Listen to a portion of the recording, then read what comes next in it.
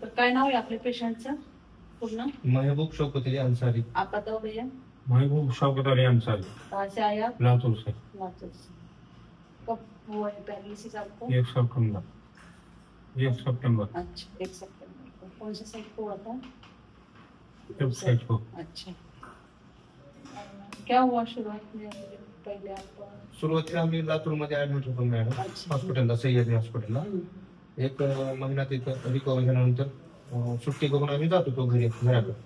तर तिथे अगोदर आम्हाला इथलं ऍड्रेस तुमच्या गावचं पैठणचं एक मित्र आहेत आमच्या इथं, त्यांनी व्हिडिओ वगैरे तुमचे इंस्टाग्रामवरचे पोस्ट वगैरे पाठवले आणि ते पाहिल्यानंतर घरच्यांनी सर्वांनी म्हणजे घरी जाण्यापेक्षा आपल्या पेशंटला तर हालता येत नव्हतं, उठता नव्हतं, बेड रेस्ट होते पेशंट आमचे टोटल आपल्या स्ट्रेचरवर आपल्याकडे आणलं? हा, तुमच्याकडे आणण्याच्या अगोदरच आम्ही बेड रेस्ट पेशंट बेडवरच होते, त्यांना उठायचं तर काय बसायला भेट नव्हतं असं। आणि त्यानंतर ते म्हणजे घरच्यांनी म्हणले की अगोदर जावा तुम्ही पैठणला। इथं आल्यानंतर तुम्ही ऍडमिट करून घेतल्यानंतर 10 दिवसामध्ये जे बदल झाले ते आम्ही आयुष्यात बी विचार केला नसतो की इतका बदल 10 दिवसामध्ये मिळेल, आणि अविस्मरणीय आहे आमच्यासाठी तर जे म्हणजे बदल झालेलं पाहून, आमच्यासाठी, आमच्या घरच्यांसाठी आणि आमच्या फॅमिलीसाठी। आणि तुमच्या हॉस्पिटलमध्ये जे काही तुमच्याकडून ट्रीटमेंट दिलं गेलं 10 दिवसामध्ये, हे जर वर्षभर बी दिलं कुठं तर एवढे बदल झाला नसता असं मला वाटतंय। कारण की मी स्वतः माझे बंधू आहेत ना मोठीने, कारण की आमची काय कंडिशन होती, आम्ही आम्हाला कसं उचलून आणलं, 6 ते 8 लोकांनी तो स्ट्रेचरवरती आम्ही असं उचलून आणलेलं। आता स्वतःच्या पायावर उभा राहिले, बसले आणि थोडंफार चालायला लागले, म्हणजे 10 दिवसामध्ये। हे म्हणजे अशक्य गोष्ट आहे, महाराष्ट्रामध्ये तर कुठं नसत माझ्या तर ऐकण्यामध्ये नाही, आणि स्वतः मी अनुभवलेलं माझं स्वतः आमच्या घरचं असल्यामुळे मी स्वतः तुमच्या समोर मी म्हणजे अशक्य आहे। मॅडम लातूरला एक शाखा उघडावं। आम्ही त्याच्यासाठी जागा पण देऊ मॅडम, स्वतःची जागा देईल मी तुम्हाला जर तुम्ही शाखा तिथं, तर तुमची एवढे माणसं तिथं देणं म्हणजे अशक्य आहे ना।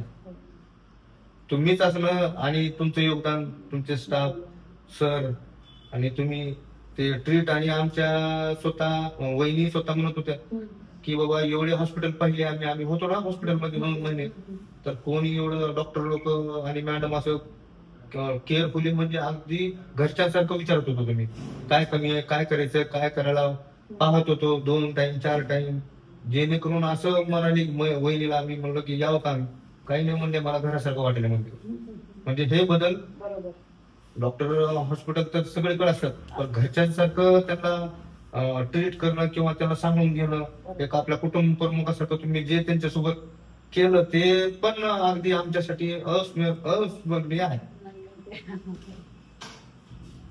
आणि त्याच्यातून 10 दिवसात बदल होणं म्हणजे तुम्ही जर आता असं वाटायला की वर्षभर ठेवा तुम्ही, पण आमच्या बंधूला परत त्यांच्या पायावरतीच त्यांनी स्वतः जसं की हे फरक दिसला, पुढच्या वेळेस पण तुम्ही जसं म्हणता तसं तेवढ्या वेळेस येऊ मॅडम। पेशंट नीट झाला, आम्हाला त्याच्यातच खूप मोठा आनंद आहे।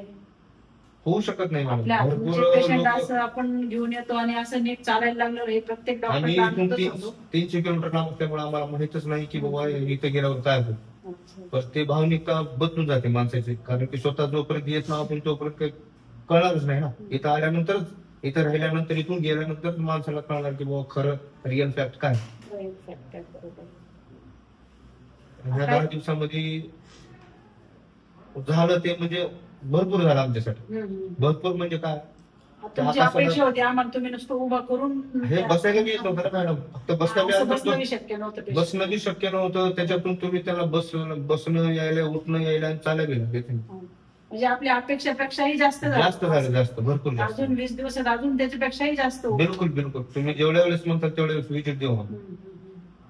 ओके, बाकी तो दुसऱ्या पेशंटला काय सांगणार तुम्ही आता? बिलकुल बिलकुल, कितीही लोक कोणीही असो, मी स्वतः त्यांचे पैसे खर्च करून येतात तुमच्याकडे, कारण की त्यांचं भलं होणार आहे। बरोबर आहे, कोणी चालायला लागलं तर तेव्हा आशीर्वाद आपल्याला। बिलकुल, आता आमचे एक पेशंट आहेत, मी म्हणले का आमचं त्यांनी म्हणले बाबा तुमचं तर आम्हाला दाखवा काहीतरी, खरं ते आहेत एक पेशंट ऑपरेशन झाले, त्यांचं ब्रेन सर्जरी झालेली आहे, ते पण घरी बेड रेस्ट आहेत.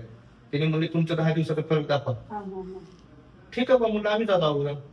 ते आता त्यांना व्हिडिओ पाठवल्यानंतर फोन आले त्यांचे, एवढं कसं काय 10 दिवसात कव्हर होऊ शकतं असं होऊ शकत नाही. शक्य नाही. अशक्यच गोष्ट आहे. महाराष्ट्रात तर काय, कुठं भारतामध्ये जर असलं असं केंद्र, तर तिथं त्या व्यक्तींनी किंवा पेशंटनी जावं, ही माझी वैयक्तिक कळकळीची विनंती आहे.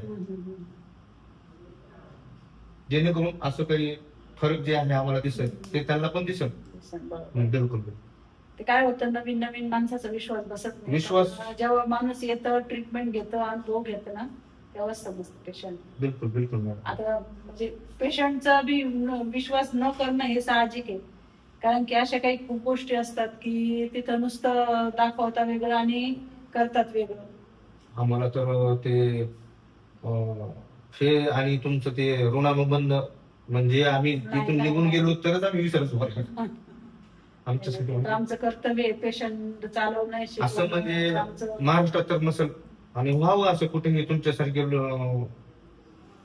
म्हणजे हे असं पेशंटला म्हणजे न त्याला होतं करणारे लोक तुम्ही जे घडवलंय ते अशक्य आहे मॅडम. कारण की मोठ्या मोठ्या हॉस्पिटलमध्ये इतके परेशानीत लोक, इतक्या अडचणी, इतके पैसे, एवढं तुमच्याकडे तर पैसे तर काही नव्हत्यासारखे तर पैसे येते, काही त्याची किंमतच नाही. तेवढी कमी किंमत तुमची, त्याच्यामध्ये तुम्ही आम्हाला राहायला, जेवायला सगळं त्याच्यामध्येच करून.